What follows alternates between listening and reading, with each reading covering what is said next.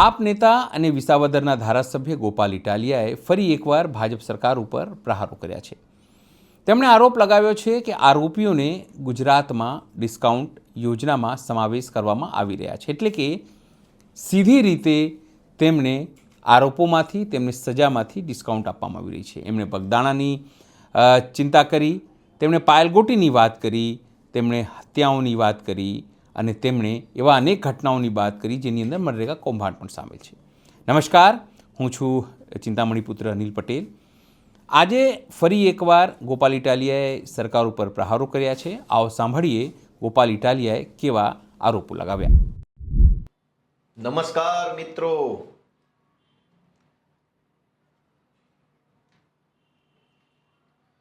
આજે 5મી જાન્યુઆરી અને 2026નો દિવસ સાંજના 6 વાગ્યા છે અને હું તમારી સમક્ષ ફેસબુક લાઈવના માધ્યમથી મળી રહ્યો છું. છેલ્લા ઘણા દિવસથી ગુજરાતમાં બગદાણાની અંદર બનેલી નવનીતભાઈને જે મારવામાં આવ્યો એ ઘટના ખૂબ ચર્ચામાં છે. સોશિયલ મીડિયા, ટીવી, સમાજ અને સરકાર આ બધા જ લોકો આ ઘટનાને લઈ ચર્ચા અને ચિંતા કરે છે. ગુજરાતમાં અગાઉ અનેક આવી ઘટનાઓ બની. પહેલા પણ થોડાક સમય પહેલા જ એક વિડીયો વાયરલ થયો હતો. ભાવનગર જિલ્લાના સિંહોર તાલુકાના એક ખેડૂતને 2-3 ગુંડા તત્વોએ લાકડીના મારથી મારતા હોય ખેતરમાં, એવી ઘટના બની હતી. આ સિવાય અનેક ઘટનાઓ, પાલનપુરની અંદર એક યુવાનની હત્યાની ઘટના બની, હમણાં બગદાણાની ઘટના બની, અનેક ઘટનાઓ બને છે. અને ભાજપની સરકાર અને ભાજપની વહીવટી સિસ્ટમ એ આ દરેક ઘટનાઓની અંદર કેવી રીતે ગુનેગારોને બચાવવા માટે થઈ જનતાને કેવી રીતે છેતરે છે એ બાબતની માહિતી મારે તમને આજે આપવાની છે. હું 5 જેટલી અલગ અલગ ઘટનાઓની હું તમને માહિતી આપીશ. અત્યાર સુધી તો તમે એ ઘટનાઓને છાપામાં જોઈ હશે, ટીવીમાં વાંચી હશે, બધું જ હશે. નવનીતભાઈની ઘટના હું છેલ્લે કહીશ કે એમાં કેવું બન્યું. પહેલા હું અલગ અલગ ઘટનાઓથી શરૂઆત કરીશ અને મારી બધાને વિનંતી છે કે શાંતિથી, ગંભીરતાથી સમજજો કે આ 8 ચોપડી પાસ અને એની આખી સરકાર કેવી રીતે જનતાને, અલગ અલગ જ્ઞાતિઓને ગુમરાહ કરી અને કેવી રીતે પોતાનું સિસ્ટમ ચલાવે છે એનો પુરાવા સાથે બધી જ ઘટના હું લઈને આવ્યો છું. સૌથી પહેલા આપણે શરૂઆત કરીએ. મારા હાથમાં એક એફઆઈઆર છે. આ એફઆઈઆર ભાવનગર જિલ્લાના સિંહોર તાલુકાના પીપળિયા નળ ગામની છે. પીપળિયા ગામે ફેબ્રુઆરી મહિનાની 28 તારીખે એક ઘટના બની. પોલીસે જે ફરિયાદીએ જે લખાવ્યું છે એ હું વાંચી સંભળાવું તમને, પછી સમજીએ કે આ કેવી રીતે ઘટનાક્રમ બને છે. પણ આ એફઆઈઆર વાંચતા પહેલા હું તમને એક વસ્તુ પૂછું કે ભાઈ, આપણે માર્કેટમાંથી કોઈ સામાન લેવો હોય તો બ્રાન્ડેડ કંપનીનું કોઈ શેમ્પુ છે ઓરિજિનલ, એ છાપેલી કિંમતે મળે ત્યાંથી લેવું વધારે સારું કે ડિસ્કાઉન્ટ મળે ત્યાંથી લેવું વધારે સારું? બ્રાન્ડેડ કંપનીનું શેમ્પુ તો કોઈ પણ માણસ એવું કહે કે ભાઈ ડિસ્કાઉન્ટ મળે ત્યાંથી જ લઈશું. બ્રાન્ડેડ કંપનીનું જ લેવું છે, 1000 રૂપિયા છાપેલી કિંમત છે અને મને 700 રૂપિયામાં ડિસ્કાઉન્ટ સાથે મળે તો હું ડિસ્કાઉન્ટમાંથી જ લઈશ. હવે ડિસ્કાઉન્ટમાં આપણે વસ્તુ લેવા જઈએ ત્યારે વળી એક નવો સવાલ છે કે ઓછું ડિસ્કાઉન્ટ મળે ત્યાંથી લેશો કે વધુ ડિસ્કાઉન્ટ મળે ત્યાંથી લેશો? તો કોઈ પણ સામાન્ય માણસ એવું બોલે કે ભાઈ વધુ ડિસ્કાઉન્ટ મળે ત્યાંથી જ માલ લેવાય ને. બ્રાન્ડેડ કંપનીનું શેમ્પુ 50% ડિસ્કાઉન્ટમાં મળતો હોય તો ત્યાંથી લઈશ અને 10% ડિસ્કાઉન્ટમાં મળતું હશે તો 10%માંથી લઈશ. જ્યાં વધુ ડિસ્કાઉન્ટ ત્યાંથી લઈશ, એ સ્વાભાવિક બાબત છે.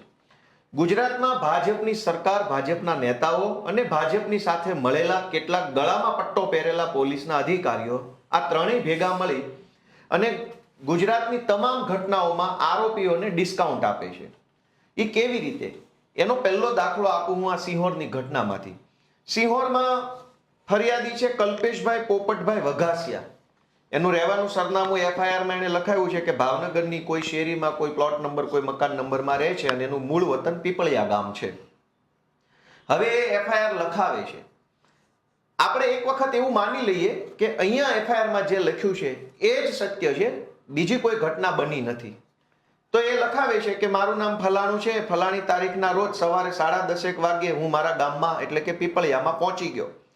આશરે 11 વાગ્યે હું અને મારા પપ્પા પોપટભાઈ લીંબાભાઈ વઘાસિયા બંને અમારે ખેતરે વાડીએ ગયા 11 વાગે, એટલે કે 28 તારીખ ફેબ્રુઆરી મહિનાના સવારે 11 વાગે આ ફરિયાદ લખાવનાર વ્યક્તિ અને એના પપ્પા વાડીએ ગયા. હું અને મારા પપ્પા ચાલીને જતા હતા.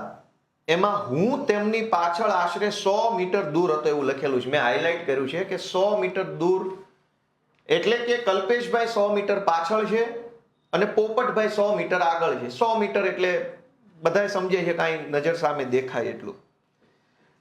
ત્યારે મારા પિતા પોપટભાઈ આગળ ચાલીને જતા હતા. તેની પાસે અમારા ગામના નિલેશભાઈ ઘેલાભાઈ સાનિયા, જેના હાથમાં કુંડળીવાળી લાકડી હતી, તથા મયુરભાઈ ઘેલાભાઈ સાનિયા, જેના હાથમાં પણ કુંડળીવાળી લાકડી હતી, તથા સાજણભાઈ આનંદભાઈ તથા ખેતાભાઈ આનંદભાઈ, જે બંનેના હાથમાં પણ લાકડીઓ હતી, તેઓ મારા પિતા પાસે લાકડીઓ લઈને જતા. હું મારી વાડીએથી મારા પિતાની પાછળ હતો અને આ ચારે જણાને જોઈને હું ઉતાવળા પગલે ચાલી મારા પિતા પાસે પહોંચ્યો. એ સમયે આ ચારેય લોકો જેના હાથમાં લાકડી હતી એ મારા પિતાને એવું કહેતા હતા કે તું કેમ અમને ઢોર ચારવાની ના પાડે છો? આજે તને જીવતો રહેવા દેવો નથી એવી મારી નાખવાની ધમકી આપી ચારેય જણા મારા પિતાને જાનથી મારી નાખવાના ઈરાદે લાકડી લઈને મારવા લાગ્યા. જેમાં નિલેશભાઈ એના હાથમાં હતી એ લાકડી મારા પિતાના ડાબા ભાગે મારી, ગંભીર ઈજા કરી. મયુરભાઈએ લાકડી ખભા ઉપર મારી. સાજણભાઈ અને ખેતાભાઈએ શરીરના અન્ય ભાગ ઉપર લાકડી મારી. આવું એફઆઈઆરમાં ફરિયાદીએ લખાયું છે. હવે આ ફરિયાદી લખાવે છે ત્યારે ફરિયાદી પોતે ત્યાં હાજર છે, પણ આખી એફઆઈઆરમાં એવું નથી લખ્યું કે ભાઈ વચ્ચે પડ્યો છોડાવવા માટે, કે છોડાવવા વચ્ચે પડ્યો તો બે ધોકા એને પોતાને પણ વાગી ગયા, એવું આખી એફઆઈઆરમાં ક્યાંય લખેલું નથી. આ એફઆઈઆર હું વાંચું છું. એફઆઈઆર છે સિંહોર પોલીસ સ્ટેશનની 28 ફેબ્રુઆરી 2025ની. એવું કેમ બન્યું કે એના પપ્પાને 4 લોકો મારે છે અને આ ભાઈ કઈ છોડાવવા પડતો નથી અને આ ભાઈને એક લાકડી પણ વાગતી નથી? મારવા જ આવ્યા છે તો એના છોકરાને 2 લાકડી મારશે. હકીકત એવી છે કે ભાવનગર પોલીસના એક ઉચ્ચ અધિકારીએ ભાજપની દલાલી કરી, ગળામાં પટ્ટો પહેરી અને આખી ખોટી એફઆઈઆર ઊભી કરી છે આરોપીઓને ડિસ્કાઉન્ટ આપવા માટે. ઘટના એમ બની હતી કે એ 4 લોકોએ આ બાપાને ખેતરમાં જઈ માર્યો. એનો વિડીયો વાયરલ થયો, ઓલ ગુજરાતે જોયો. ત્યારે ત્યાં ઘટના સ્થળે બાપા પોતે એકલા અને 4 મારનારા લોકો, કુલ 5 લોકો જ ખેતરમાં હતા. છઠ્ઠો કોઈ માણસ ત્યાં ખેતરમાં હાજર નહોતો. આ ફરિયાદ જેના નામની પોલીસે લખી છે, કલ્પેશભાઈ પોપટભાઈ વઘાસિયા, એ ગુનો બન્યો તે દિવસે ભાવનગરમાં પોતાના ઘરે હાજર હતા, ગામડે હતા નહીં.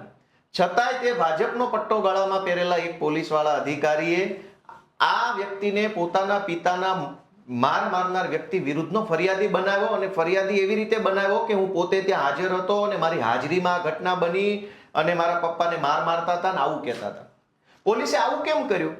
આ ભાઈ ત્યાં હાજર નતો, એના પપ્પાને મારતા હતા ત્યારે એના પપ્પા અને મારનારા 4 લોકો જ હાજર હતા. તો પછી પોલીસે આને કેમ ફરિયાદી બનાવ્યો? આરોપીઓને ડિસ્કાઉન્ટ આપવા માટે. કેવી રીતે? કે જો ફરિયાદ ખોટી નોંધાય તો કોર્ટની અંદર અદાલતમાં જામીન મેળવવામાં, બીજી ત્રીજી બધી જ પ્રોસેસમાં આરોપીઓને ફાયદો મળે. કેમ કે એફઆઈઆર ખોટી છે. એફઆઈઆર ખોટી કેવી રીતે છે? આ એફઆઈઆરમાં ભાવનગર પોલીસે કલમ લગાવી છે 307, એટલે કે જાનથી મારી નાખવાની કોશિશ, એટલે આઈપી નવી કલમ છે 109(1). પછી 506 એટલે કે ધમકી મારવાની કલમ, અને કલમ 114 એટલે કે ગુનેગાર એક વ્યક્તિની હારે બીજા 3-4 લોકો ત્યાં હાજર હોય એને 114, એટલે આ જૂની કલમ બોલું છું. નવી કલમ છે 109, 351 ને 54. પોલીસે આરોપીને ફાયદો કરાવવા માટે, માથાભારે ગુંડા બદમાશ તત્વોને ડિસ્કાઉન્ટ આપવા માટે કે કોર્ટમાં સજા ન થાય, જલ્દી જામીન મળી જાય, પાસા ન થાય, ગુસ્સીટોક ન લાગે, એટલા માટે ખોટો ફરિયાદી ઊભો કર્યો. અત્યારે આ જ્યારે હું બોલું છું ત્યારે 5મી જાન્યુઆરીના રોજ, એટલે કે 1 વર્ષ લગભગ પૂરું થવા આવશે, એ જે બાપાને 4 લોકોએ માર્યો હતો એ બાપા આજે પણ કોમામાં છે, બેભાન અવસ્થામાં છે. 1 વર્ષથી એ માણસ ખાટલામાંથી ઊભા નથી થયા. જો પોલીસે એ બાપાની ફરિયાદ લીધી હોત, એ બાપાને જ ફરિયાદી બનાવ્યા હોત તો પેલા લોકોને આજની તારીખમાં જામીન ન મળ્યા હોત. કેમ કે આરોપી અત્યારે બેભાન છે, પીડિત બેભાન છે. પોલીસે બુદ્ધિ વાપરી, ભાજપનો પટ્ટો ગળામાં પહેર્યો, ટોમી બની ગયા અને માર માગ્યો છે જે બાપાને, એના છોકરાને ખોટો ફરિયાદી બનાવ્યો. એના કારણે આરોપીઓને ડિસ્કાઉન્ટ મળ્યું. આરોપી જેલમાંથી ક્યારનાય છૂટી ગયા છે, 400 મહિના પહેલા છૂટી ગયા છે.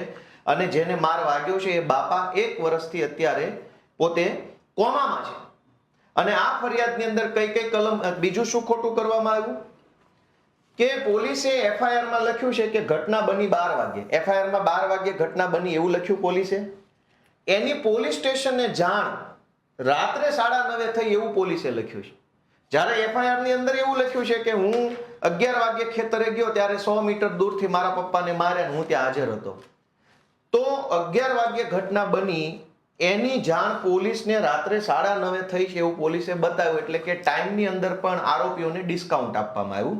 ખોટો ટાઈમ, ખોટી ઘટના, ખોટો ફરિયાદી આવું બધું ખોટું લખે એટલે આનો ફાયદો હંમેશા કોર્ટમાં આરોપીને મળે. એક વકીલ તરીકે હું જાણું છું.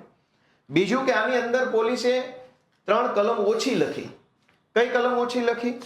હવે એફઆઈઆર પાછી વાંચું, એમાં છેલ્લો ફકરો અહીંયા મેં હાઇલાઇટ કર્યો છે. એમાં એવું લખ્યું છે કે આ બનાવ બનવાનું કારણ એવું છે કે હું તથા મારા પિતા વાડીએ ગયેલા અને અગાઉ અમારા ગામના ભરવાડ લોકોને મારા પિતાએ અમારી વાડીમાં ઢોર ચરાવવાની ના પાડેલ હોય, જેની દાજ રાખીને આજરોજ મારા પિતા વાડીએથી ઘરે જતા હતા અને હું તેમની પાછળ જતો હતો ત્યારે ઓલા લોકોએ માર માર્યો.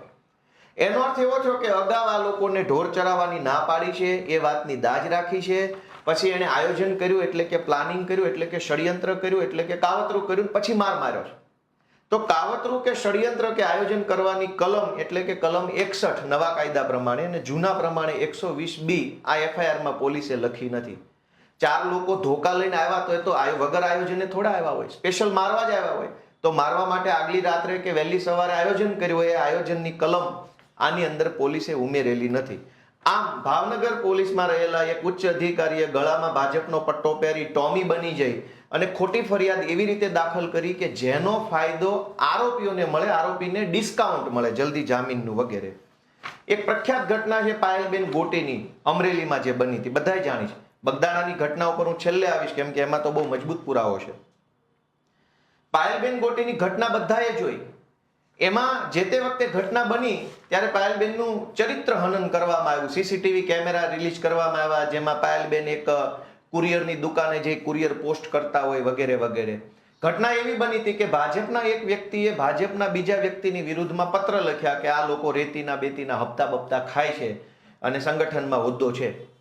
ત્યાર પછી ગળામાં પટ્ટો પહેરેલા અમરેલી પોલીસના એક અધિકારીએ ભાજપની દલાલી કરતા કરતા પાયલબેન ઉપર ખોટી એફઆઈઆર લખી. એફઆઈઆર લખ્યા પછી અડધી રાત્રે 12 વાગે એમને ઘરે જઈને એરેસ્ટ કરી લીધા. એરેસ્ટ કર્યા પછી કોર્ટમાંથી એમના રિમાન્ડ મેળવ્યા. રિમાન્ડ મેળવીને અમરેલીની બજારમાં એક દીકરીનું સરઘસ કાઢ્યું. આ ઘટના આખા ગુજરાતને ખબર છે. પછી શું થયું એ આ કાગળ ઉપર લખેલું છે. આ કાગળ જે છે એ તમે કદાચ કેમેરામાં જોઈ શકતા હો તો આ અમરેલી પોલીસના નૈના ગોરડિયા નામના ડીવાયએસપી ની સહી વાળું એક કાગળ છે.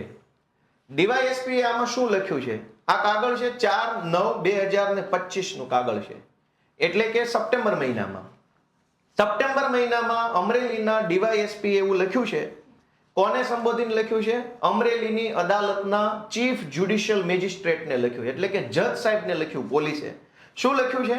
ઉપરોક્ત વિષય અન્વયે જણાવવાનું કે ફલાણા નંબરની ફલાણા કલમ વાળી એફઆઈઆરના કામમાં ગુનાના કામે તપાસ દરમિયાન આરોપી પાયલબેન અશ્વિનભાઈ ગોટી રહે ફલાણું ગામ ફલાણો તાલુકો ફલાણા વિરુદ્ધ પૂરતો પુરાવો નથી.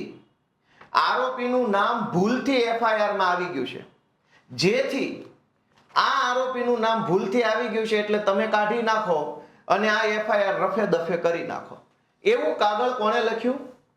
અમરેલીના ડીવાયએસપી નૈના ગોરડિયાએ. ભૂલથી નામ આવી ગયું, રિમાન્ડ લઈ લીધા, સરઘસ કાઢ્યું, બદલો લઈ લીધો, ફજેતો કરાઈ નાખ્યો અને પછી એના એ જ પોલીસ વાળા પાછળથી કાગળ બદલી અને કોર્ટમાં એવું લખીને આપ્યું કે ભાઈ આ જે છે એ ગુનો બનતો નથી પાયલબેન સામે, એટલે આનું નામ છે હવે તમે કાઢી નાખો. ત્યારબાદ સૌથી મજાની વાત કે પહેલું કાગળ જે લખ્યું એમાં ખાલી એવું લખેલું છે કે પાયલબેનનું નામ ભૂલથી આવી ગયું છે.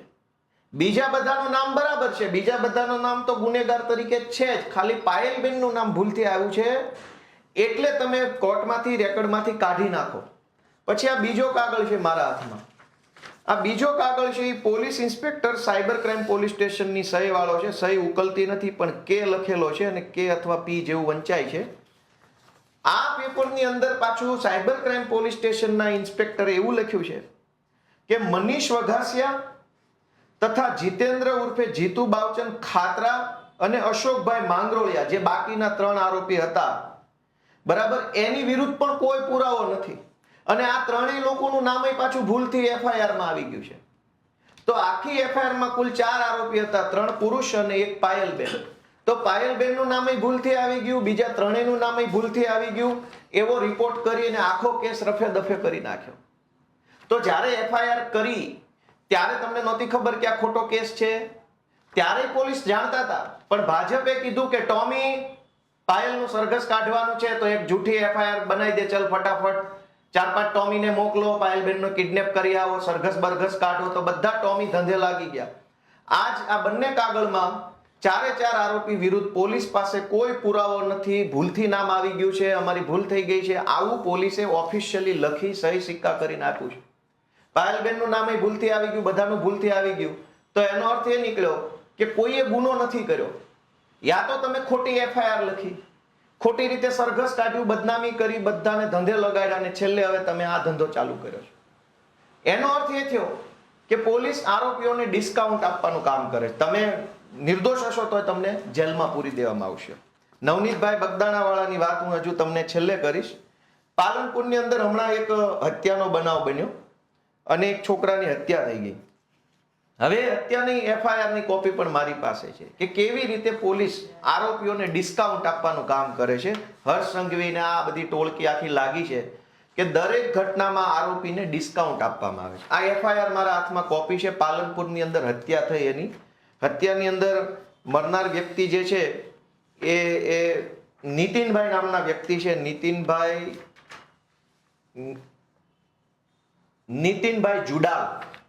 નીતિનભાઈની હત્યા થઈ ચૂકી છે, એની આ એફઆઈઆર છે. એ એફઆઈઆર તમે જોશો તો ખબર પડશે કે આરોપીને ભાજપની પોલીસે કેવી રીતે ડિસ્કાઉન્ટ આપ્યું છે. હર્ષ સંઘવીને ભાજપવાળા સમાજમાં આરોપીઓને ગુજરાતમાં કોઈ પણ ઘટના બને, કોઈ ખૂણા પર ઘટના બને, આરોપીને હંમેશા ડિસ્કાઉન્ટ આપવામાં આવે છે, લાભ આપવામાં આવે છે કે તમે જલ્દી છૂટી જાઓ, તમારા વિરુદ્ધ કડક કાર્યવાહી ન થાય, જામીન મળી જાય, પાસા ન થાય, તડીપાર ન થાય, ગુસ્સીટોક ન લાગે. એના માટે બધી જ કાળજી દરેક એફઆઈઆરમાં લેવામાં આવે છે.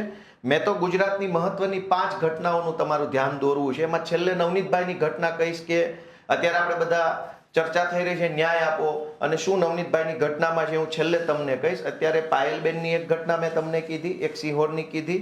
આ હું પાલનપુરની ઘટનામાં તમારું ધ્યાન દોરું છું કે પાલનપુરની ઘટનામાં એફઆઈઆરમાં લખ્યા પ્રમાણે ગુનો બન્યો, એટલે કે હત્યાનો ગુનો બન્યો 20:45, એટલે કે 8 વાગે રાતના અને 45, એટલે 8:45 વાગે. 8:45 વાગે ગુનો બન્યો અને પોલીસે એ ગુનો નોંધ્યો ક્યારે? 9:25, એટલે કે 9:30 આસપાસ. કઈ તારીખે? 20/12. હવે 20/12 એકચ્યુઅલી શું થયું છે એ જાણીએ કે આ એફઆઈઆર ની કેટલીક લાઈનો હું વાંચું છું જેને મેં હાઇલાઇટ કરેલી છે, પીળો પટ્ટો મારેલો છે કે કેવી રીતે આરોપીઓને ડિસ્કાઉન્ટનો લાભ આપવામાં આવે છે ઈરાદાપૂર્વક. ફરિયાદી લખાવનાર વ્યક્તિનું નામ છે રમેશભાઈ નાનજીભાઈ કેડ.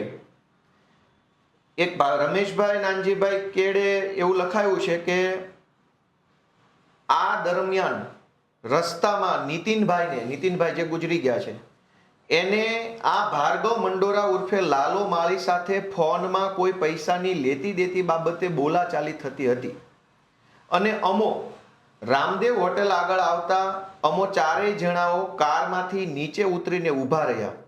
તે વખતે પાલનપુર અરોમા સર્કલ તરફથી એક હ્યુન્ડાઈ કંપનીની સફેદ કલરની i10 કાર જે દિલ્હી પાર્સિંગની હતી તે કાર અમારી આગળ આવીને ઊભી રહી અને એમાંથી આશરે 5 માણસો નીચે ઉતરેલા અને તેમાંથી 2 માણસો પાસે લોખંડની પાઇપો હતી અને તેમની પાછળ તરત જ 5 જેટલા મોટરસાયકલ હતા, બીજા 4-5 જેટલા એક્ટિવા હતા, 2 વ્હીલરો હતા અને આશરે 20 જેટલા માણસો તેમના હાથમાં તલવારો અને ધોકાઓ લઈને લોખંડની પાઇપો જેવા હથિયારો લઈને આવેલા. અને અમે કંઈ સમજીએ તે પહેલા જ આ લોકોએ ભેગા મળીને કંઈ બોલ્યા ચાલ્યા વગર અચાનક જ અમારી સાથેના નીતિનભાઈ અને ભરતભાઈ ઉપર હુમલો કરી દીધો, જેમાંથી I-10 માંથી ઉતરેલા એક વ્યક્તિએ નીતિનભાઈના ગળાના ભાગે લોખંડનો પાઇપ માર્યો વગેરે વગેરે લાંબુ લખ્યું છે. પણ આમાં ફરિયાદીએ લખ્યું છે કે 20 જેટલા માણસો આવ્યા, તલવારો લાવ્યા, ધોકા લાવ્યા, ગાડીઓ આવી, 4 વ્હીલ આવી, 2 વ્હીલ આવી, એક્ટિવા આવી. તો આટલા બધા માણસો ભેગા કરવા હોય, ગાડીઓ, તલવારો, ધોકા, માણસો, તો મને એવું લાગે છે કે ચોક્કસ એનું આગોતરું આયોજન કરવું પડે. અચાનક ન થાય કશું જ. કલાક, 2 કલાક, 5 કલાક કે 2 દિવસ અગાઉ એનું પ્લાનિંગ કરવું પડે. બધાને ફોન કરીને કહેવું પડે કે ભાઈ પેલો નીતિન છે એને હું મળવા બોલાવું ને આજે એને મારવાનો છે કે મારી નાખવાનો છે, તો તમારે બધાએ ધોકા બોકા લઈને આવવાનું છે વગેરે વગેરે. એટલે કાયદામાં એક કલમ છે, એ કલમને જૂની કલમ એની છે 120B, અત્યારે નવી કલમ છે 61. એ હું અંગ્રેજીમાં વાંચું છું, પછી ગુજરાતી કહીશ. અંગ્રેજીમાં કલમ 61 માં એવું લખ્યું છે કે when 2 or more persons agree with the common object to do or cause to be done an illegal act or an act which is not illegal by illegal means, such an agreement is designated a criminal conspiracy. Criminal conspiracy એટલે કે ગુનાહિત ષડયંત્ર, શુદ્ધ ગુજરાતીમાં કાવતરું, અથવા આપણે એને કહેવાય ને ષડયંત્ર, કાવતરું શબ્દ, દેશી કાવતરું શબ્દ. કાવતરું એટલે આગોતરું આયોજન. કાયદામાં લખ્યું છે કે 2 or more person, 2 અથવા વધુ વ્યક્તિઓ ભેગા મળીને કોઈ પણ પ્રકારનું ગેરકાયદેસરનું કૃત્ય કરવાનું પ્લાનિંગ કરે અથવા કૃત્ય કરે અથવા એવા કૃત્યમાં સામેલ થાય તો એ કાવતરું કર્યાનો ગુનો ગણાય. હવે આ પાલનપુરની ઘટનામાં 20 લોકો ધોકા, ગાડીઓ, બાઇકો બધું લઈને આવ્યા, પણ પોલીસે FIR માં કાવતરાની કલમ ઉમેરેલી નથી. કલમ 61 આમાં છે નહીં, મેં વાંચી લીધું. શું કામ? કાવતરાની કલમથી શું ફરક પડે? એક તો એવું થયું કે તમે રસ્તા ઉપર જાઓ છો, પાનના ગલ્લે તમે બીડી પીવા ઉભા રહ્યા, બીડી પીવો છો અને તમારી બીડીમાંથી તણખો બાજુવાળાની ઉપર ખર્યો અને અચાનક જ બબાલ થઈ ગઈ, બબાલ મોટી થઈ ગઈ ને લાફાલાફી, ભાંગ તોડ, ધોકા પટ્ટી બધું જ થઈ ગયું. પણ એ બધું જ અચાનક થયું. તો અચાનક થયું છે એ ગુનો અલગ લેવલની ગંભીરતા ગણાય છે. પણ જેમાં તમે આયોજન કરો છો, 20 લોકો ભેગા કરો છો, તલવાર, ધોકા, ગાડીઓ, માણસો બધું જ ભેગા કરવાનું એડવાન્સમાં આયોજન કરો છો, એને અંગ્રેજીમાં ક્રિમિનલ કોન્સ્પિરન્સી કલમ 61 પ્રમાણે ગુનાહિત ષડયંત્ર અથવા કાવતરું ગણાય છે. કાવતરું કરીને કોઈ ગુનો કરવો એ વધુ ગંભીર છે.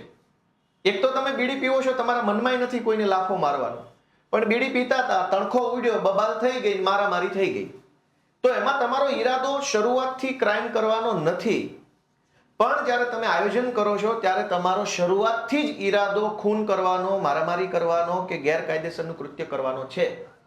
આવી ગંભીર ખૂનની ઘટનામાં પણ પોલીસે આરોપીને કોર્ટની અંદર લાભ મળે, ફાયદો થાય એટલા માટે 2 કલમ ઓછી લગાવી. શું કામ?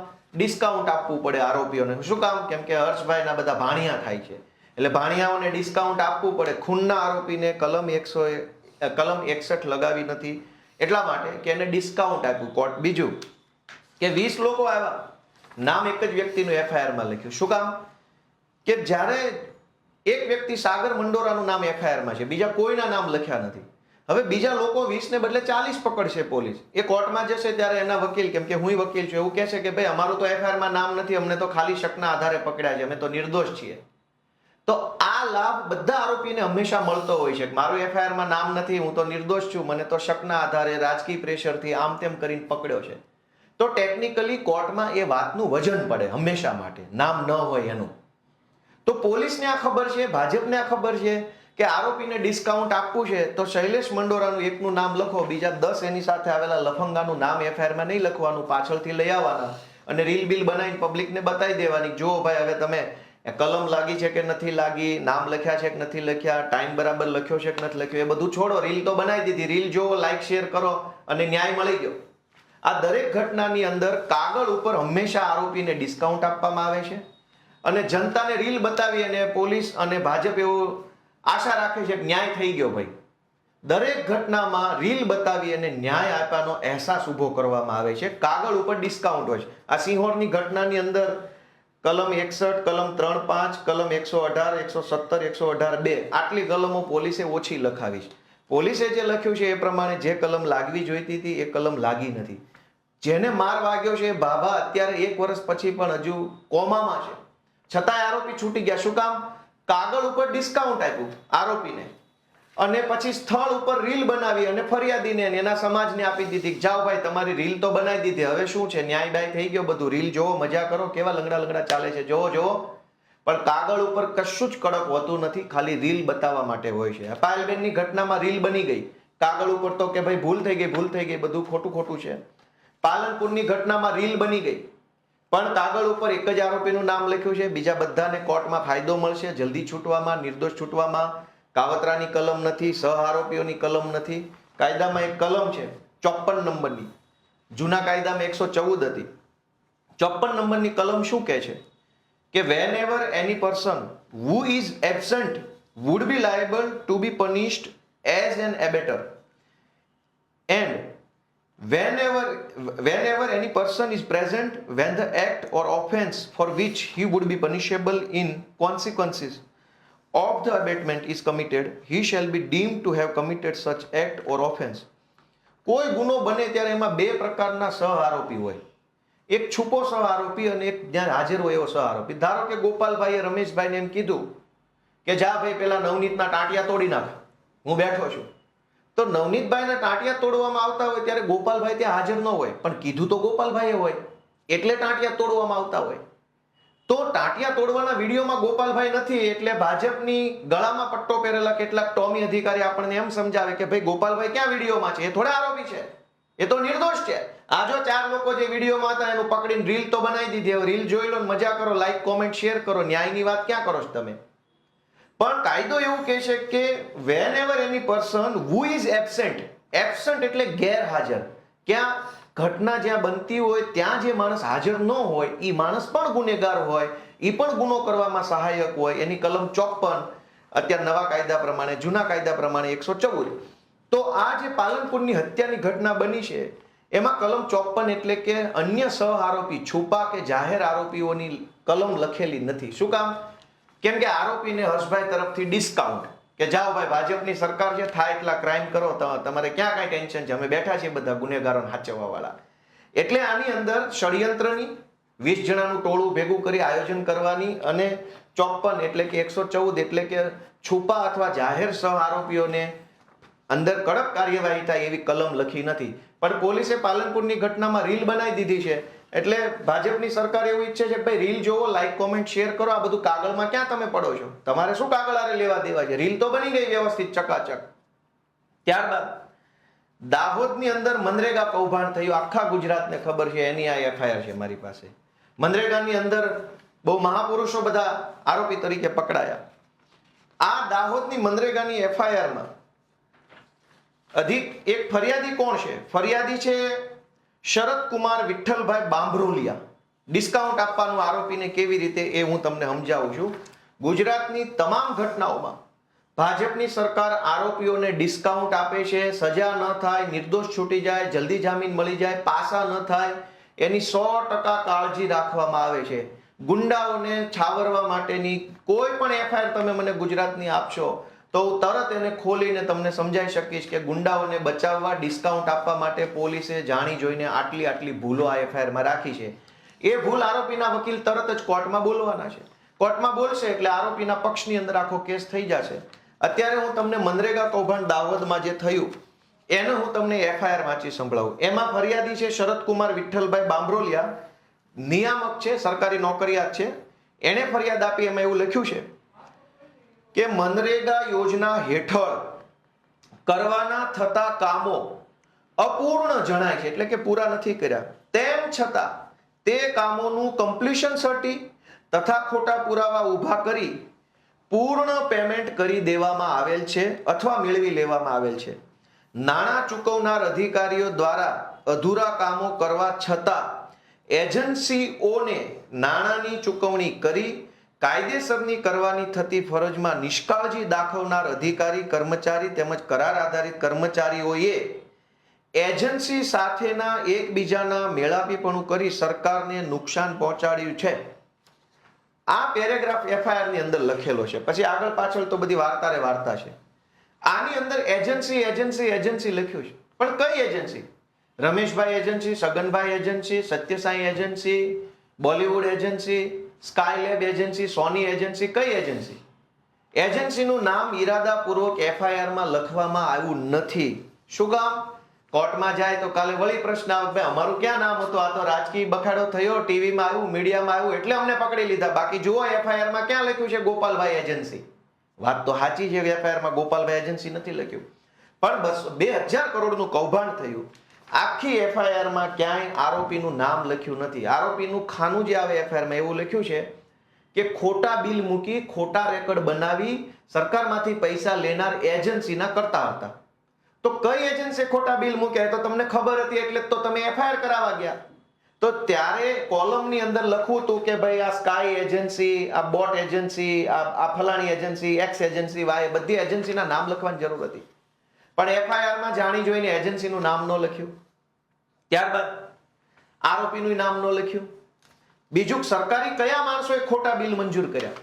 આમાં લખ્યું છે કે કામ પૂરું નથી કર્યું છતાંય નાણાંની ચૂકવણી કરી તો ફરજમાં નિષ્કાળજી દાખવનાર અધિકારી. તો કઈ 500 અધિકારી થોડા છે? મનરેગામાં નક્કી જ હોય કે તાલુકા કક્ષાનો એક જિલ્લા કક્ષાનો બેસ્ટ અધિકારી હોય, છતાં એનું નામ એફઆઈઆરમાં લખ્યું નથી. શું કામ? કે મારું નામ ક્યાં એફઆઈઆરમાં છે? મને તો આ રાજકીય પ્રેશર આવ્યું એટલે પકડ્યો છે. ભાઈ સાહેબ બાપા, હું તો નિર્દોષ છું, મને ડિસ્કાઉન્ટ આપો. અને મળી જાય ડિસ્કાઉન્ટ અને છૂટી ગયા. 2000 કરોડના આરોપીઓ છૂટી ગયા જામીન ઉપર. શું કામ? સરકારે એફઆઈઆર કરતી વખતે એને ડિસ્કાઉન્ટ આપેલું છે. આની અંદર ખોટી રીતે લખેલી છે માહિતી, ખોટું લખેલું છે. બીજું કે સૌથી મોટી બે બાબત આ એફઆઈઆરમાં હજુ સુધી ભાજપ સરકારે કરી નથી. આરોપીઓને ડિસ્કાઉન્ટ આપવા માટે કે ભાઈ સાહેબ બાપા, તું અમારા ભાજપનો લાડલો છોકરો છો, જલ્દી છૂટી જાય, એના માટે 4 કલમ ઓછી લગાવવું. કેવી રીતે? કે સરકારી કામમાં ખોટા બિલ મૂકવામાં આવ્યા અને એફઆઈઆરમાં લખ્યું છે કે એજન્સી દ્વારા કોઈ કામ કરવામાં નથી આવ્યું, તેમ છતાં ખોટા બિલ મૂકી અને પૈસા લઈ લીધા. તો સરકારી કામના બિલ હંમેશા જીએસટી વાળા હોય તો જ હાલે. આ કોઈ પાનની દુકાનનું માવાનું બિલ નથી કે સાદી કાપલી પર હોય. સરકારી મનરેગાના કોન્ટ્રાક્ટના કામોના 2000 કરોડના ખોટા બિલ મૂકવામાં આવ્યા તો એ દરેક બિલ જીએસટી વાળા હશે. એનો અર્થ એ થયો કે મનરેગામાં 2000 કરોડનું કૌભાંડ તો થયું, સાથે જીએસટી નું કૌભાંડ પણ થયું. જીએસટી ચોરી થઈ. તો જીએસટી ની કોઈ એફઆઈઆર આજ સુધી થઈ નથી, જીએસટી ની કાર્યવાહી નથી થઈ. ઇનપુટ ક્રેડિટ ને ટેક્સ ક્રેડિટ ને રિબેટ ને જે કાંઈ આવતું એની કોઈ કાર્યવાહી આ દાહોદના મનરેગા કૌભાંડમાં થઈ નથી. ખાલી પોલીસ સ્ટેશનમાં એફઆઈઆર થઈ છે વિશ્વાસઘાત અને છેતરપિંડીની. પણ આ જીએસટી ના 2000 કરોડના ખોટા બિલ સરકારને પકડાવ્યા અને એમાં જે ક્રેડિટ લીધી હશે એનું શું? તો કે ડિસ્કાઉન્ટ લઈ જાઓ ભાઈ, ભગવાન ભરોસે તંત્ર ચાલે છે. અને બીજું કે પ્રિવેન્શન ઓફ કરપ્શન એક્ટ નામનો કાયદો બન્યો છે, એસીબી, કરપ્શનનો કાયદો. જે સરકારી માણસોએ આવા ખોટા બિલ મંજૂર કરી અને એજન્સીઓને પૈસા ચૂકવી દીધા, એ માણસે પૈસા તો કમાણો.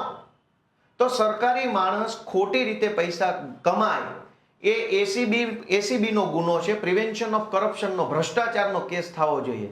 જ્યારે આમાં દાહોદના કાંડમાં સરકારી માણસો ઉપર ભ્રષ્ટાચારની એફઆઈઆર નથી થઈ, ખાલી વિશ્વાસઘાતની એફઆઈઆર થઈ છે. 2000 કરોડનો વિશ્વાસઘાત કર્યો, હવે પૈસા પાછા સરકારને કોણ આપશે? તો કે ડિસ્કાઉન્ટ લઈ જાઓ.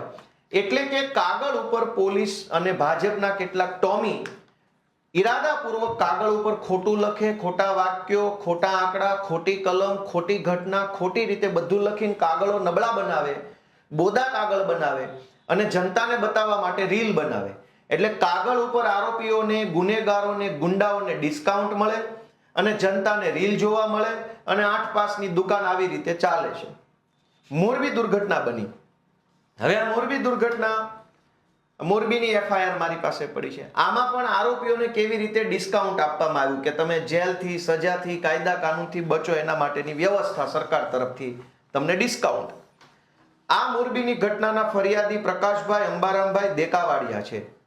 એટલે કે એ પીઆઈ છે, ત્યાંના મોરબીના પીઆઈ છે. એણે આખી ફરિયાદમાં ક્યાંય આરોપીનું નામ કે એજન્સીનું નામ લખાયું નથી. એણે લખાયું છે કે સરકારશ્રીના અલગ અલગ વહીવટી તંત્ર દ્વારા ખાનગી એજન્સીઓ મારફતે બ્રિજનું સમારકામ, મેન્ટેનન્સ અને મેનેજમેન્ટ કરી સ્થાનિક લોકોની સુખાકારી અને આનંદ પ્રમોદ તથા પ્રવાસન માટે ખુલ્લો રાખવામાં આવતો હતો. ખાનગી એજન્સી પણ કઈ agency? Rameshbhai agency, Gopal agency, ચંદ્ર એજન્સી, મંગળ એજન્સી, ગુરુવાર, કઈ એજન્સી?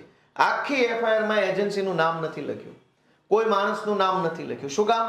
કોર્ટમાં જ્યારે જાઓ ત્યારે વળી એમ કહી શકો કે સાહેબ આમાં મારું નામ જ નથી, મારી કંપનીનું નામ નથી, આ તો રાજકીય બધું ષડયંત્ર થયું, મીડિયામાં હોવા થઈ ગઈ એટલે મને ખોટી રીતે ફસાયો છે, હું નિર્દોષ છું. જુઓ ક્યાં એફઆઈઆરમાં મારી એજન્સીનું નામ છે, અને આમાં છે નહીં.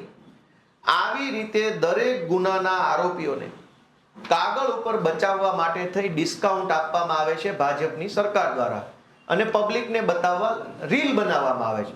એટલે આરોપી પણ ખુશ, ભાજપ ખુશ, રીલ જોઈને પબ્લિક ખુશ, બધું ખુશ. ન્યાયની વાત કઈ હોતી નથી. હવે આ મારા હાથમાં નવનીતભાઈનો કાગળ હવે આવ્યો. બગદાણાની ઘટના, નવનીતભાઈની એફઆઈઆર છે મારા હાથમાં. આ એફઆઈઆરમાં નવનીતભાઈ જે છે એ ફરિયાદી છે. હવે એની હું ફરિયાદ વાંચું છું. કેવી રીતે આરોપીઓને લાભ મળે, આરોપીઓ છૂટી જાય, જામીન જલ્દી થઈ જાય, સજા ન થાય, જે દિવસે કેસ આલે ત્યારે નિર્દોષ છૂટી શકે, પાસા ન થાય, આવું બધું બધી કાળજી પોલીસ અને કેટલાક ભાજપના નેતાઓ દ્વારા ગુજરાતમાં ગમે ત્યાં રાખવામાં આવતી હોય છે. આ તો મેં તમને મોરબીની, દાહોદની, પાલનપુરની, અમરેલીની ઘટનાઓ કીધી. આ બગદાણાની ઘટના. બગદાણાના કિસ્સામાં શું થયું કે આખો સમાજ આવ્યો, સમાજના આગેવાનો, રાજ્યના મંત્રીઓ, કેન્દ્રના મંત્રીઓ, કેબિનેટ મંત્રીઓ, સાંસદો બધા જ આવ્યા. તો અવડા મોટા નેતાઓને પણ ભાજપની સરકાર અને કેટલાક ટોમી અધિકારીઓ છેતરી ગયા, ખુલ્લેઆમ છેતરી ગયા, અને આરોપીઓને ડિસ્કાઉન્ટ આપવામાં આવ્યું. નવનીતભાઈએ લખાયું, નવનીતભાઈ જે વિડીયોમાં બોલ્યા એ વિડીયોમાં એવું બોલે છે કે ભાઈ એને પહેલા જયરાજનો ફોન આવ્યો, પછી બીજા એક બે વ્યક્તિનો ફોન આવ્યો, ત્રીજાનો ફોન આવ્યો, અને પછી રાત્રે આ માથાકૂટની ઘટના બની. હવે અહીંયા જ્યારે એફઆઈઆર લખી છે એ એફઆઈઆર ને આપણે વાંચીએ તો ખબર પડે કે પોલીસે ઘટના, માનો કે જયરાજે માર્યો છે, મરાયો છે, નથી મરાયો, એ તો તપાસનો વિષય છે, સરકારને એસઆઈટી ફેસઆઈટી બધું થયું છે, પણ કાગળ ઉપર જે પોલીસે લખ્યું છે એ પ્રમાણે કલમ તો નાખવી જોઈએ કમસે કમ. તમે કલમ જ સાચી નહીં નાખો તો કોઈ દિવસ સાચી તપાસ નહીં થાય. એસઆઈટી બનાવો કે આખી એબીસીડી બનાવો, જ્યારે તમારા કાગળમાં તમે ઈરાદાપૂર્વક 3-4 કલમ ઓછી લખી છે. એક તો દરેક વખતે ગુજરાતમાં એવું થાય છે કે ફરિયાદી જે ફરિયાદ લખાવે એ પોલીસ નહીં લખે, પોલીસ એની રીતે લખશે. તમે એમ કહો કે મને માર્યો, મારા ખિસ્સામાંથી આ કરી લીધું, મારો હાથ તોડ નાખ્યો, તો પોલીસ એમ કહેશે એવું નહીં લખાવવાનું, મને ગાળો દીધી એવું લખાવો ખાલી. તમે એમ કહેશો કે ભાઈ મારી પાસેથી પૈસા માંગ્યા, તો પોલીસ ના પાડશે એવું નહીં લખાવાનું. તમે એમ કહેશો કે ફલાણા ભાઈનું નામ લખો, તો પોલીસ કહેશે ના, નામ નથી લખવાનું, તમે એમ નામ ખાલી અમે પાછળથી નામ ઉમેરી દઈશું. એટલે કોઈ પણ એફઆઈઆર જે લખાય છે એ ફરિયાદી સાથે જે ઘટના બની છે એ ઘટનાની એફઆઈઆર નથી હોતી. ફરિયાદી સાથે ધારો કે આટલી ઘટના બની હોય તો પોલીસ આટલી જ લખે એફઆઈઆરમાં, આટલું નથી લખતા. પણ આટલું લખ્યું હોય, ધારો કે આટલી ઘટના નવનીતભાઈ સાથે બની, પોલીસે કાગળ ઉપર આટલી જ લખી, તો એ જે આટલી લખી છે હું વાંચું તો એમાં એવું લખ્યું છે કે આજ રોજ તારીખ ફલાણીના રોજ રાતના 1:30 વાગ્યાની આસપાસ મારા દીકરાનો મને ફોન આવ્યો, એવું લખ્યું છે. નવનીતભાઈને એના દીકરાનો ફોન આવ્યો અને એના દીકરાએ એને એવું કીધું એફઆઈઆર પ્રમાણે. નવનીતભાઈનું કહેવાનું અલગ છે, પણ એફઆઈઆરમાં જે લખ્યું છે એને સાચું માની લઈએ, 100% સાચું, તો પણ કેટલાક ટોમીઓએ આરોપીઓને ડિસ્કાઉન્ટ આપવાનું કામ કર્યું છે. હું એમ માની લઉં કે આ જ સાચું છે. નવનીતભાઈ જે વિડીયોમાં બોલ્યા હશે એ સાચું નથી, આ સાચું છે, તો પણ ભાજપના કેટલાક ટોમી અધિકારીઓએ આરોપીઓને ડિસ્કાઉન્ટ આ ઘટનામાં આપ્યું છે અને સમાજના મંત્રી લેવલના લોકોને તે છેતરી ગયા છે. આમાં એવું લખ્યું છે કે રાત્રે નવનીતભાઈને એના છોકરાનો ફોન આવ્યો અને એને છોકરાએ ફોનમાં એવું કીધું, પપ્પા મારા ટ્રેક્ટરને કોઈ સફેદ ગાડીવાળાએ રોક્યું છે. સફેદ કેવી ગાડી છે? સફેદ કઈ ગાડી કીધી? ગાડીનું બ્રાન્ડનું નામ લખેલું છે, વેરના કાર. કોઈ વેરના કારે મારું ટ્રેક્ટર રોક્યું છે અને મારી પાસેથી કાગળ માગે છે. એટલે નવનીતભાઈ એનો છોકરો જ્યાં હતો ત્યાં ટુ વ્હીલ લઈને જાય છે, એવું એફઆઈઆરમાં લખ્યું છે. ત્યાં ટુ વ્હીલ લઈને ગયા તો ત્યાં વેરના કાર નથી, પણ એનો છોકરો ઊભો છે, એવું એફઆઈઆરમાં લખ્યું છે. પછી છોકરાને પૂછે છે તો છોકરો એવું કહે છે કે ભાઈ એ વેરના કાર તો અહીંથી આમ જતી રહી. તો નવનીતભાઈ એવું નક્કી કરે છે એફઆઈઆર પ્રમાણે, કેમ કે ઘટના આટલી છે પણ પોલીસે આટલી લખી છે, એ આટલી લખી એની ઉપર ચર્ચા કરીએ. જેથી હું, હવે નવનીતભાઈના શબ્દો છે, જે પોલીસે આટલામાંથી આટલું કર્યું એ શબ્દો, જેથી હું, એનો છોકરાએ એવું કીધું કે ભાઈ ગાડી તો અહીંથી નીકળી ગઈ છે, અહીંયા કઈ ગાડી છે નહીં, તો ત્યાર પછી હું એ ફોર વ્હીલની પાછળ મારી મોટરસાયકલ લઈને એકલો નીકળેલ. આ શબ્દો સાંભળજો ફરીથી. હું એટલે કે નવનીતભાઈ એ ફોર વ્હીલની પાછળ મારી મોટરસાયકલ લઈને એકલો નીકળેલ અને હું આ ફોર વ્હીલની પાછળ મોણપર ગામ જવાના રસ્તે મોણપર ગામના ઈશ્વરભાઈ શિયાળના બ્લોકના કારખાને પહોંચેલ ત્યારે આ સફેદ કલરની ફોર વ્હીલ મારી પાછળથી આગળ આવીને ઊભી રહી. આખું વાક્ય એવું લખ્યું છે કે હું કારની પાછળ ચાલતો હતો અને ઈશ્વરભાઈના કારખાના પાસે કાર પાછળથી આગળ આવી ગઈ. એફઆઈઆર માં આવું વાક્ય લખ્યું છે. આ તો ખાલી એક મુદ્દો છે, એફઆઈઆર તો બહુ લાંબી છે. પોલીસે અહીંયા ચાલાકી વાપરી લીધી છે, શબ્દની ચાલાકી. કાલ કોર્ટમાં વકીલ કહેશે કે ભાઈ આગળ હતા પાછળ હતા તમને જ ખબર નથી, એનો અર્થ એ છે કે તમે જૂઠું બોલો છો. હવે કોણ આગળ હતું કોણ પાછળ હતું એ ક્યાંય નક્કી નહીં થાય, એનો વિડીયો ઓડિયો કઈ નથી. એટલે હું પોતે ઘડીક એમ કહું આગળ હતો ને હું એમ કહું પાછળ હતો તો મારી વાતનો કોઈ ભરોસો કરે નહીં. ફરીથી, જેથી હું ફોર વ્હીલની પાછળ મારી મોટરસાયકલ લઈને એકલો નીકળે, હું આ ફોર વ્હીલની પાછળ મોણપર ગામના જવાના રસ્તે મોણપર ગામના ઈશ્વરભાઈ શિયાળના બ્લોકના કારખાને પહોંચ્યો ત્યારે આ કાર છે એ મારી પાછળથી આવીને આગળ ઊભી રહી ગઈ. લ્યો, પાછળ હતા પોતે અને કાર પાછળ આવી ગઈ. આ શબ્દ ચાલાકી પોલીસે આરોપીઓને ડિસ્કાઉન્ટ આપવા બનાવી છે. ભાઈ આમાં જયરાજ દોષિત છે કે દોષિત નથી એ તો પછીનો વિષય છે. પોલીસે કાર આગળ પાછળ શું કામ કરી નાખી? કાગળ ઉપર આટલી શબ્દ ચાલાકી કરી અને આ કેસને બોધો પાડવાનું કામ ભાજપનો પટ્ટો જેને ગળામાં પહેર્યો છે એને ઓલરેડી કરી નાખ્યું છે. હવે એસઆઈટી ની રચના કરે શું થવાનું, કેબિનેટ મંત્રીને કહેવાથી શું થવાનું? જ્યારે ચોરી તો અહીં કરી નાખી છે, ચોરી પકડાઈ ગઈ છે, હજુ બીજી ચોરી બતાવું કે આગળ એવું લખે છે કે ફોર વ્હીલ માંથી અજાણ્યા ઈસમો જેમાં 2 લાકડા 2 પાઇપ અને ધોકા લઈને ઉતરેલ અને મારવા લાગેલ. એટલે કે પહેલા એક કાર હતી એમાંથી 2 લાકડા 2 પાઇપ અને ધોકા લઈને કેટલાક માણસો ઉતર્યા અને મારતા હતા. ત્યારે બીજી એક સફેદ કલરની સ્વિફ્ટ કાર આવી અને એમાંથી બીજા 4 માણસો ઉતર્યા અને એ લોકો પણ ધોકાથી મને મારવા લાગ્યા. એક તો ઘટના આટલી બની છે, પોલીસે આટલી લખી છે, એ આટલીમાં તે ખોટું લખાણ છે. એમાં શું ખોટું છે કે એક કાર ઓલરેડી હતી ત્યાં, પાછળથી બીજી આવી, બધા પાસે ધોકા છે, બધાને ખબર છે કે નવનીતભાઈને મારવાનો છે. એનો અર્થ એ થયો કે આ વસ્તુ આયોજનથી થયેલી છે, કાવતરું કરીને થયેલી છે, પ્લાનિંગથી થયેલી છે. પણ નવનીતભાઈની એફઆઈઆરમાં આયોજનની, કાવતરાની, પ્લાનિંગની કલમ પોલીસે નાખી નથી આરોપીઓને ડિસ્કાઉન્ટ આપવા માટે જામીનનું. આયોજન અને કાવતરાની કલમ જૂની 120, નવી કલમ 61. એમાં લખ્યું છે ક્રિમિનલ કોન્સ્પિરન્સી, મેં જે અંગ્રેજીમાં વાંચ્યું કે when 2 or more person agree with a common object, 2 અથવા વધુ વ્યક્તિઓ સમાન ઈરાદા સાથે કામ કરવા માટે સંમત થાય તો એ ષડયંત્ર કાવતરાનો ગુનો લાગુ પડે છે. પણ નવનીતભાઈની આખી એફઆઈઆરમાં પોલીસે આરોપીઓને ડિસ્કાઉન્ટ આપ્યું છે કલમ નંબર 61 નું કે ભાઈ તે કોઈ કાવતરું નથી કર્યું, આ તો અચાનક બનેલી ઘટના છે. 2 ફોર વ્હીલ લઈને ધોકા લઈને મારવા આવવું હોય તો એનું આયોજન જ કરવું પડે, એનું પ્લાનિંગ જ કરવું પડે, એના માટે ફોન કર્યા હોય, મેસેજ કર્યા હોય, રૂબરૂ મળ્યા હોય, તો તારી ગાડી ક્યાં ઊભી રહેશે, મારી ક્યાં ઊભી રહે, બધું જ થયું હોય. પણ પોલીસે એ આખા કાવતરા, ષડયંત્ર, આયોજનની બાબતને એફઆઈઆર માંથી હટાવી દીધી છે. કોઈ ભાઈ જયરાજ આરોપી છે કે નહીં તો પછીની વાત છે. પહેલા તો આ 6 જણા આવ્યા, એને ષડયંત્ર તો કર્યું, કાવતરું તો કર્યું, ક્યાંક બેસીને મીટિંગ તો કરી, એ ઘટના આખી એફઆઈઆર માંથી હટાવી દીધી છે. હવે હર્ષ સંઘવીએ કીધું કે ભાઈ એસઆઈટી ની રચના કરશું. શું એસઆઈટી કરશો તમે? જ્યારે એફઆઈઆર તો આરોપીને ડિસ્કાઉન્ટ આપવાની કરી છે. આપણે એમ માની લઈએ કે જે 6 લોકો વિડીયોમાં દેખાય છે એટલા જ ગુનેગાર છે, બીજું કોઈ આમાં ગુનેગાર નથી. તો પણ પોલીસે આરોપીને ડિસ્કાઉન્ટ કેમ આપ્યું? આની અંદર એક તો કાવતરાની કલમ નથી લખી નવનીતભાઈની ઘટનામાં. બીજું, કાયદામાં એક કલમ છે 34 નંબરની જૂની કલમ છે, એની નવી કલમ છે 3 ની પેટા કલમ 5. આ બહુ ઇન્ટરેસ્ટિંગ કલમ છે, આ જાણવા જેવો વિષય છે કે પોલીસ કેવી રીતે દરેક ઘટનામાં ગુનેગારોને ડિસ્કાઉન્ટ આપે છે. અંગ્રેજીમાં હું વાંચું છું કલમ 3 ની પેટા કલમ 5 એટલે કે 3(5). When a criminal act is done by several persons in furtherance of the common intention of all, each of such persons is liable for that act in the same manner as if it were done by him alone. શુદ્ધ ગુજરાતીમાં સૌનો સમાન ઈરાદો. કાયદામાં 2 બાબત છે. ગોપાલભાઈ છે એ રમેશભાઈને મારવા જાય છે. કાર લઈને રસ્તામાં નીકળ્યા તો રસ્તામાં એનો ભાઈબંધ સુરેશ ઊભો હતો. તો ગોપાલભાઈ કીધું કે ભાઈ સુરેશ આવીને ગાડીમાં બેસી જાય ને આપણે બે ભાઈ એક ચક્કર મારતા આવીએ. સુરેશને નથી ખબર કે ગોપાલભાઈ મારવા જાય છે અને ગોપાલભાઈ ત્યાં ગાડી ઊભી રાખીને પેલાને માર્યો. પેલા એફઆઈઆર લખાવી કે ગોપાલ ને સુરેશ બેય આવીને મને માર્યો. પણ વાસ્તવિકતા શું હતી કે સુરેશને તો કઈ ખબર જ નથી, એ તો ભૂલથી ગાડીમાં બેસી ગયો પણ બની ગયો આરોપી.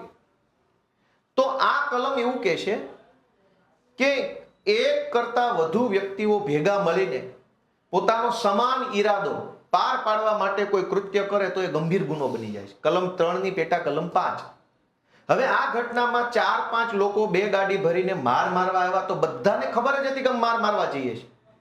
બધાનો ઈરાદો મારવાનો હતો, બધાનો ઈરાદો તે પોતાની દમ બતાવવાનો હતો.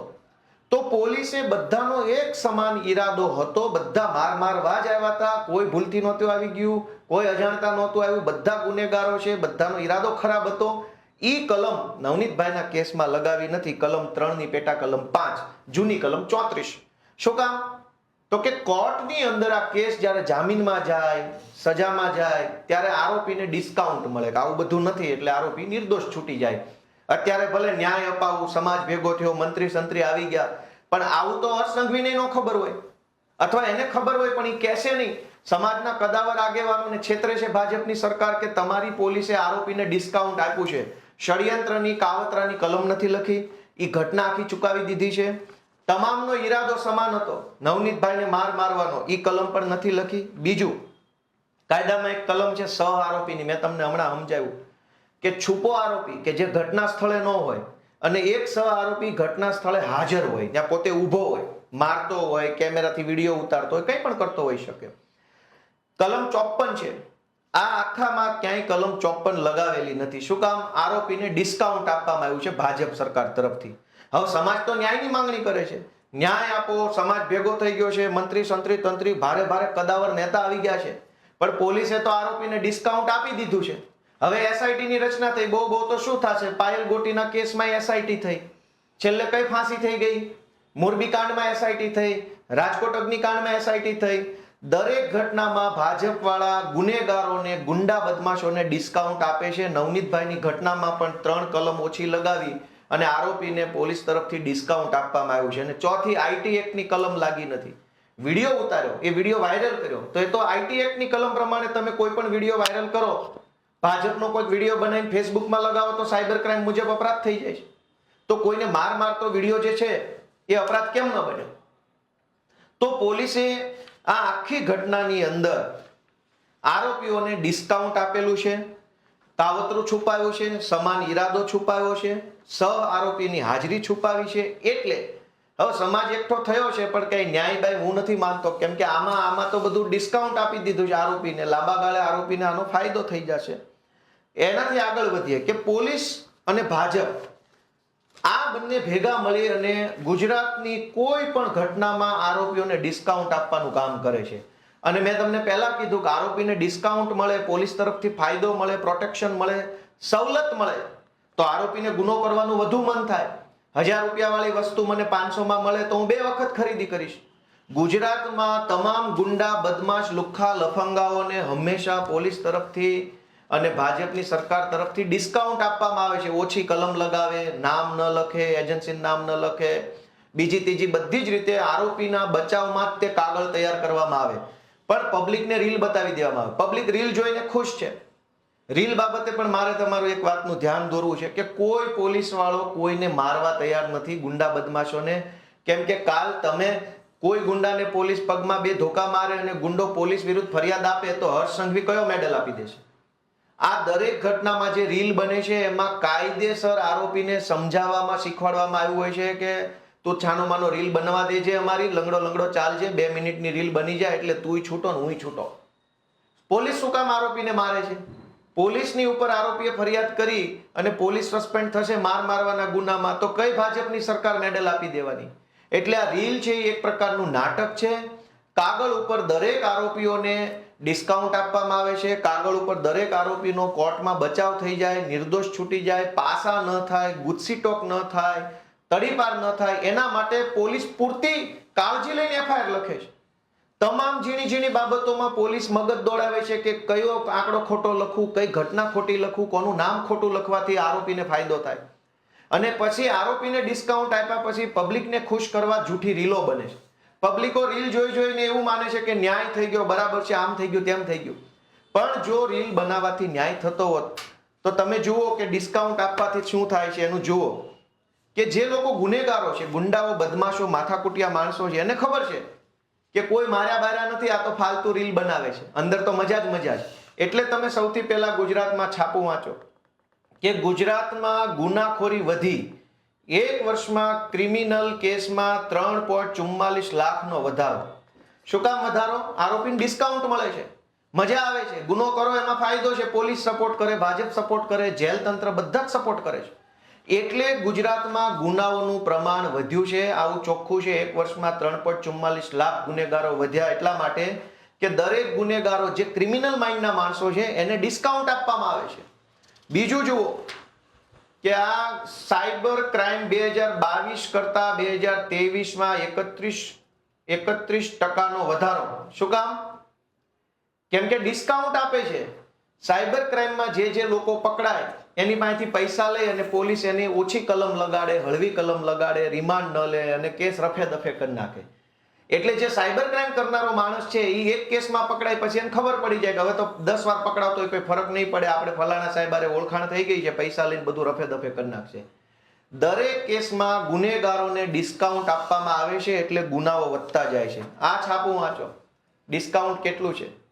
ગુજરાતમાં 100 દિવસમાં 550 દુષ્કર્મ અને છેડતી. પછી નીચે લખ્યું છે કે 2 થી વધારે દુષ્કર્મ થાય છે અને રોજ સરેરાશની 5 થી વધુ અપહરણની ઘટનાઓ બને છે. શું કામ? કે આ દુષ્કર્મ, છેડતી, અપહરણની ફરિયાદ લખાવવા તમે જાઓ તો પોલીસ હંમેશા ગુનેગારની તરફેણમાં વાત કરે કે એફઆઈઆર નહીં લખાય, આ તમે ખોટા છો, અરજી આપી દો, તપાસ કરશું, જોશું, આમ છે તેમ છે, બાના કાઢે અને ગુનેગારોને ડિસ્કાઉન્ટ આપવામાં આવે છે. અને એટલે ગુનેગારોની હિંમત વધી જાય છે. આ સમાચાર ઉપર ફોકસ કરો ભાઈ. અહીંયા ખૂણામાં અહીં શું લખ્યું છે છાપામાં? આ સમાચારમાં આ જોઈ લો. એમાં એવું લખ્યું છે કે સુરતમાં લોકો કામે જતા પહેલા દીકરીઓને ઘરમાં પૂરી અને દરવાજે તાળા મારે છે. આટલી હદે ગુનેગારોને તો જેલમાં પૂરીને તાળા નથી મારવા પડતા. લોકો એટલી હદે, પોલીસ એટલી હદે ગુનેગારોને છાવરે છે, ગુંડા બદમાશોને એટલો બધો સપોર્ટ આપે છે કે ગુંડાઓની હિંમત એટલી વધી ગઈ છે કે ગમે તે કરો પોલીસ જ અમને બચાવી લે છે. ગુંડાઓને વિશ્વાસ જ પોલીસ ઉપર છે. અને પોલીસમાં આવું કેમ થયું? કેમ કે ગૃહમંત્રી બહુ મહાન માણસોને બનાવવામાં આવ્યા છે, મુખ્યમંત્રી એનાથી મહાન છે, એટલે ગુંડાઓને સરકાર ડિસ્કાઉન્ટ આપે છે. એના પરિણામે ગુજરાતની પરિસ્થિતિ જુઓ કે ગુજરાતમાં અપહરણ કરાયેલા 437 લોકોમાંથી 437 લોકોનો અતોપતો નથી. અપહરણ થયું પણ આજની તારીખમાં પોલીસને માણસ મળતો નથી. ચૈતર વસાવા, રાજુ કરપડા આંદોલન ઉપર ઉતરવાના હોય તો એને અંધારામાંથી ગોતી આવે છે, ગમે ત્યાંથી ગોતી લે. સીએમ નો પ્રોગ્રામ હોય તો આમ આદમી પાર્ટીના કાર્યકર્તાને ગમે ત્યાંથી ગોતી કાઢે છે, એલસીબી, ક્રાઇમ બ્રાન્ચ વગેરે. પણ અપહરણ કરાયેલા 474 લોકો પોલીસને આજ દિવસ સુધી મળતા નથી. શું કામ? કે આ અપહરણ કરનારી ટોળકીને પોલીસ તરફથી, ભાજપની સરકાર તરફથી ડિસ્કાઉન્ટ આપવામાં આવ્યું છે. તમ તારે ક્રાઇમ થાય એટલો કરો, અમને અમારું દેતા રહેજો. ભાજપમાં થોડુંક દો, થોડુંક અમને દઈ દો. પબ્લિક તો હિન્દુ મુસલમાન કરીને મત આપવા તૈયાર જ બેઠી છે. ત્યારબાદ ગુજરાતમાં 898 કરોડ રૂપિયાના અલગ અલગ મુદ્દામાલની ચોરી થઈ. એમાંથી 643 કરોડનો મુદ્દામાલ મળ્યો જ નથી. 898 એટલે ઓલમોસ્ટ 900 કરોડ રૂપિયાની ચોરી થઈ. અલગ અલગ, કોઈનો મોબાઈલ, કોઈનું સોનું ચાંદી, કોઈના ઘરેણા, કોઈનું કોમ્પ્યુટર, કોઈની 4 વ્હીલ, કોઈની 2 વ્હીલ. એમાંથી 643 કરોડ રૂપિયાનો મુદ્દામાલ તો હજુ સુધી કોઈને મળ્યો નથી. તો આ 643 કરોડ રૂપિયાનો મુદ્દામાલ જે ચોર લઈ ગયા, એ ચોર પાસેથી ચૂંટણી ફંડ કોણે લીધું, કટકી કોણે લીધી અને કોણે આ ચોર લોકોને ડિસ્કાઉન્ટ આપ્યું? ચોરને કોઈ બીક નથી. તમે જુઓ કે 5 વર્ષમાં ગુમ થયેલા 10,000 બાળકોમાંથી 3,000નો પતો નથી. 3,000 બાળકો ગુજરાતમાંથી ગુમ થયા છે, એનો કોઈ અતોપતો નથી. એટલા માટે કે ક્રાઇમ કરનારા લોકો છે એને ડિસ્કાઉન્ટ સરકાર જ આપે છે કે થાય એટલો ક્રાઇમ કરો, અમને હપ્તા દેતા રહેજો, એટલે બાકી કઈ વાંધો નથી. હવે તમે જુઓ કે જે ઘટના બહુ ચગી જાય. એક તો તમે જ્યારે ફરિયાદ લખાવા જાઓ છો તો પોલીસ ફરિયાદ લખવા જ તૈયાર નથી. માંડ ફરિયાદ લખાવો તો જેવી તેવી ફરિયાદ લખે છે. કેટલાક કિસ્સામાં વિડીયો વાયરલ થઈ જાય, ખૂબ બધું ભમાભમી મચી જાય એટલે પરાણે એફઆઈઆર દાખલ કરવી પડે તો આરોપીઓને ડિસ્કાઉન્ટ મળે, કલમ ઓછી લગાવે, વાક્યો બદલી નાખે, શબ્દો બદલી નાખે, નામ છુપાવે. આવું બધું કરીને પણ છતાંય જે એફઆઈઆર લખાય છે, છતાંય એ એફઆઈઆર માંથી 3 વર્ષમાં 10,000 કરતા વધુ ખાલી પોક્સોના કેસ નોંધાય. એટલે 17 વર્ષ કરતા ઓછી 18 વર્ષ કરતા ઓછી ઉંમરની દીકરીઓ ઉપર બળાત્કાર, છેડતી, રેપના કેસ નોંધાયા. અને એમાં ફાસ્ટ ટ્રેક કોર્ટ એટલે ફાસ્ટ એટલે ઝડપ, ટ્રેક એટલે જલ્દીથી કેસ જેનો નિકાલ થઈ જાય, ફાસ્ટ ટ્રેક કોર્ટ બનાવી સરકારે. એમાંય 10,000 થી વધુ કેસ તો એમાં પેન્ડિંગ છે. રેગ્યુલર કોર્ટમાં તો કેટલા હશે?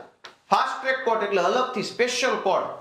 18 વર્ષથી નીચેની દીકરીઓ સાથે બળાત્કાર, છેડતી કઈ ઘટના બને એની સ્પેશિયલ કોર્ટમાં 10,000 કેસ 3 વર્ષમાં ખાલી 10,000 કેસ તો પેન્ડિંગ છે. અને આ 10,000 કેસ કેવા હશે? જે બહુ ચકચારી હશે, સમાજે વિરોધ કર્યો હોય, આંદોલન થઈ ગયું હોય, વિડીયો વાયરલ થઈ ગયો હોય, સોશિયલ મીડિયામાં હોવા થઈ ગઈ હોય તો લખે. છાના ખૂણે કોઈ નિર્દોષ દીકરી આરે ઘટના બની ગઈ હોય તો ગુજરાતમાં આરોપી તરફે હંમેશા ભાજપ સરકાર ઊભી છે. આરોપીનું હિત એ જ ભાજપાની જીત, એ સૂત્ર સાથે બધા લાગેલા છે. ત્યારબાદ આ કોર્ટોમાં કેસ પેન્ડિંગ છે, 10,000 કેસ સ્પેશિયલ કોર્ટમાં પેન્ડિંગ છે. તો રેગ્યુલર કોર્ટની તો હાલત જ ક્યાં ચર્ચા કરવા જેવી. છતાંય જે કાંઈ કેસ કોર્ટમાં હાલે છે, ભલે પેન્ડિંગ પણ તોય 2-5 કેસ તો હાલતા હશે. એ જે કેસ હાલે છે એની અંદર માત્ર 40% લોકો દોષિત સાબિત થાય છે. સજા તો નહીં જ, હજુ તો સાબિત થવાની. 10 હોય 60 કેસ સાબિત નથી થતા. ગુજરાતમાં ભ્રષ્ટાચારના કેસો વધ્યા અને 40% કેસમાં દોષિત ઠર્યા. એક તો એફઆઈઆર થતી નથી, માંડ થાય તો એમાં આરોપીઓને ડિસ્કાઉન્ટ આપવામાં આવે છે. એ છતાંય જે એફઆઈઆર થઈ એ કોર્ટમાં વર્ષો સુધી પેન્ડિંગ રહેશે. પેન્ડિંગ રહ્યા પછી માંડ કેસ હાલે તો 40% દોષિત ઠરે છે, બાકીના તો ભગવાન ભરોસે છૂટી જાય છે. આવું બધું શું કામ થાય છે? તમે જુઓ કે શાળા કોલેજોની અંદર વિદ્યાર્થીનીઓ અસલામત અને ખાખી વર્દી નિષ્ક્રિય. શું કામ? આરોપીઓને સરકાર તરફથી ડિસ્કાઉન્ટ આપવામાં આવ્યું છે. તમારામાં જેટલી ક્ષમતા હોય એટલા ગુનાઓ કરો, ભાજપની સરકાર તમારા માટે બેઠી છે. આ 2025 નું છાપું છે, 13/10/2025. અમદાવાદમાં છેડતીના કિસ્સાઓ વધ્યા. દર મહિને 20 ગુનાઓ નોંધાય છે. દર મહિને 20 તો ગુનાઓ નોંધવા પડે છે, નોંધાય છે નહીં, ફરજ પડે. વિડીયો વાયરલ થઈ ગયો, કોઈ રાજકીય નેતા આવ્યા, કોઈ આગેવાન આવ્યા, હો હલ્લો થઈ ગયો એટલે 20 તો નોંધવા પડે છે એમ લખવું જોઈએ. દર મહિને 20 નોંધવા પડે છે. બનતી તો 200 ઘટના હશે પણ કોઈને ફરક પડતો નથી, કેમ કે ગૃહમંત્રીના રાજમાં ગુંડાઓ જે છે એને રેલમ છેલ છે, ડિસ્કાઉન્ટ આપવામાં આવે છે. પોલીસ તરફથી કાગળ નબળા બનાવવામાં આવે, રીલ સારી બનાવવામાં આવે. રીલ એકદમ મસ્ત બનાવવાની, કાગળ બધા બોગસ બનાવવાના. આ જુઓ 26/11/2025 નું છાપું છે, જૂનું નથી.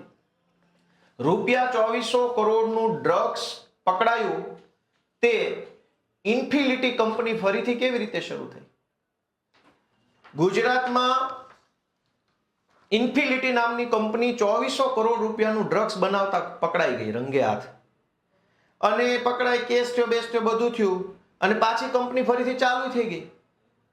આપણે ત્યાં ગામડામાં જીબી વાળા ખોટું લાઇટની ચોરીનો પેલો કેસ, ખોટો કેસ કરી જાય તો આખી જિંદગી નવું મીટર નથી મળતું, નવું કનેક્શન નથી મળતું. 5,000 રૂપિયાની ચોરીનો કેસ થઈ જાય, લાઇટ ચોરીનો, તો મીટર નથી મળતું. અને 2400 કરોડનું ડ્રગ્સ જે કંપની વેચતા પકડાય એ કંપની પાછી ચાલુ થઈ ગઈ કમ્પ્લેટ વ્યવસ્થિત ધારાધોરણ પ્રમાણે. કેવી રીતે? બસ આ જ તો ભાજપ સરકારની નીતિ છે.